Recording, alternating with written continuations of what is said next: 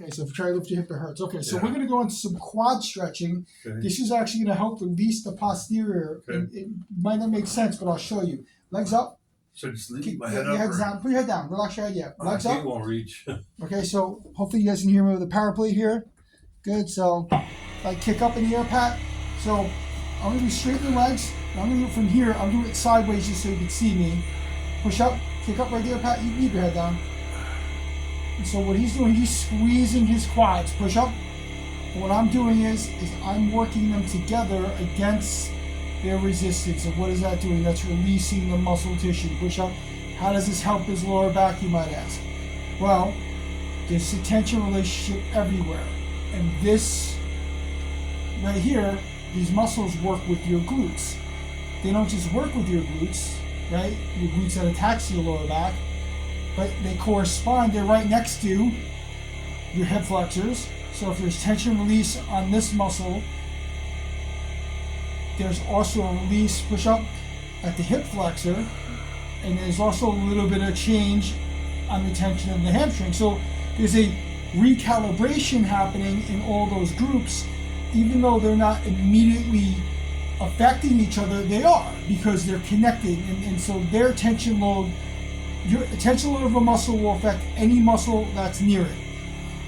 It'll affect it all the way up the spine, right? But ultimately, for what we're talking about right now, we need his back to open up, and that's going to be part hip flexor, part quad, part hamstring,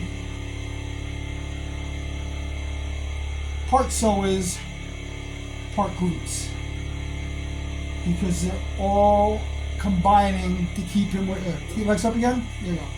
Oh yeah, so I'm gonna just do it this way now. Right. So kick up again. So already, if you can't see from here, his knees are starting to go out more, right? That's good. Push up as we release the quad tissue where it inserts into the hip. Push up. Push up, Pat. There you go. Push up. It allows for the legs to rotate outside the socket better rather than being wound in like they are. So already, push up. It's going to change direction a little bit. You see that? Because now after we opened up at that range, it's now changed a little. And so the portions of the muscle that are firing, that were just covered, are now active. Remember, that was wound in before, shutting down access to these portions of these muscles. This is what I talk about when I say buried under patterns. So this pattern is going to release as soon as we get enough of it, and then the legs are either going to go all the way to the other side or they're going to balance out in the middle. But they're going to change because they're not meant to be out this way. We just got to this part of the pattern, right, that is keeping them that way. So yes, already he's starting to straighten out a little bit. I don't know if you can see that, but he is, right? And I'm going to crank these quads a lot. Why? Because they need a lot. Because this is ultimately going to open up his spine. These pillows? Yeah, go ahead, yeah. There we go. I could probably pull you back on the plate a little more too. So ultimately already, if you can see, his knees are bending more, heels are coming down more, and then his legs are starting to go outside, which you can't see from there. So I'm actually going to have him relax here, feet on the plate, knees together, Pat, squeeze. We're going to get adductors, right? At this angle, we're going to get adductors, maybe a little bit of hip flexor, right? Because the edges of the hip flexors come inward on the upper inner part of the leg joint, right? So there is a relationship, even if it's not an immediate one, right? So as we release, relax here. Good. So now he's starting to open up more, push, relax a little bit. And so as these adductors, I feel them starting to release a little bit. Here he goes. Push, you're going to see his range of motion change right before your eyes. Relax a little bit. Relax a little bit. There we go. Keep going, Pat. There we go. Relax a little more. Again, keep going. It's great. Release some more. There it goes. Squeeze your abs a little bit more. Good. So right here, we get right in here. This might even pop the psoas a little bit. It might not. It doesn't have to, but it can. 3. Relax a little bit. There you go. 2. I'm going to go back to his quads after this. Why? Because now this is going to change his gait, and it's going to change the way his legs come back. So come back right there, Pat. Good. Keep your knees right there. Legs up. Legs up in the air. Straight up. So now, kick up in the air a little bit stronger. There you go. I'm actually going to get to my knees here. Kick up. There it goes. Good. Kick up. Sort of like, right? Kick up. Yeah. So you feel it sort of wrap around there. So that tension, so as we unwind these quads, these legs, the femur, the leg bone's going to rotate out a little bit. That's going to release a little bit in the groin, the pelvic floor. That's going to allow the hip rotators to be more active. And it's going to take any of that tension that's pulling from left to right, right to left, and make it more balanced so that one side's not overpowering the other.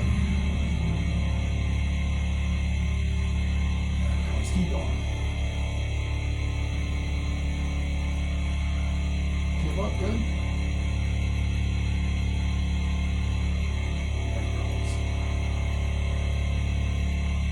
Beautiful.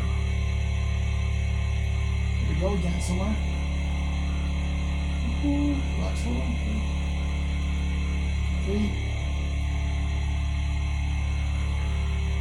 There it goes.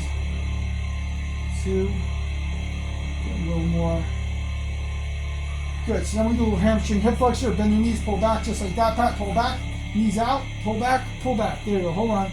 So he's squeezing that hamstring. Very important he stays to the end, because when he squeezes his abs and he squeezes the hamstring to the end, what it's going to do is it's going to pull at the waist. Pull back is going to allow the hip flexor to be pulled open, and it's going to allow for some psoas to follow it, because let the hip come down. It's going to stretch the abdominals where they attach to the hips, right? And that ultimately will turn the glutes on more, so we can release more glutes, piriformis, hip rotators, things like that. You don't have enough of them working, so you can't get them to do what you want them to do. And so you do this and make them stronger and longer. There it goes.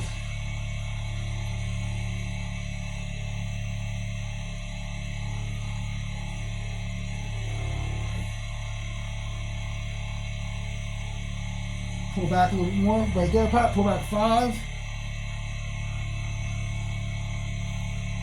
There it goes.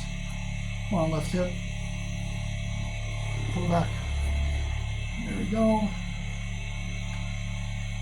So what you can't see here is I am pulling a little bit of angle, because I'm going against the path of most activation, the path of most resistance. Wherever his body's firing right now is where it's most active. So we just start breaking up those overactive, imbalanced patterns, and they lead us more to a more balanced state of being. And we could then address the deeper patterns. There it goes.